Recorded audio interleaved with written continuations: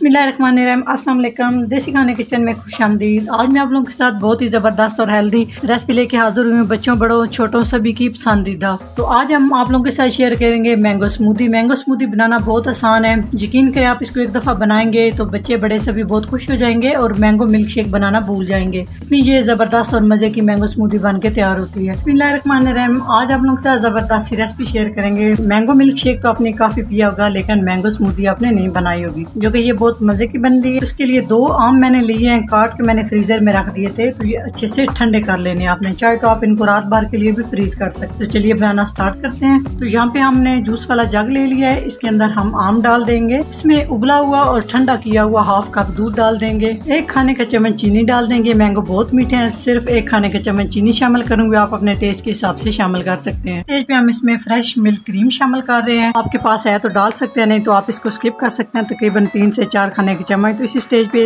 आप जो दही खट्टी ना वो यूज कर सकते हैं। साथ ही आप इसमें केले का भी यूज कर सकते हैं, कि स्मूदी में केले भी डाले जाते हैं, लेकिन मैं इसमें केले का इस्तेमाल नहीं करूंगी। केले को भी आपने अच्छे से ठंडा करके काट के इस स्टेज पे आपने डाल लेना है। इसको ऊपर से मिक्स करेंगे और अच्छे से ब्लेंड कर लेंगे।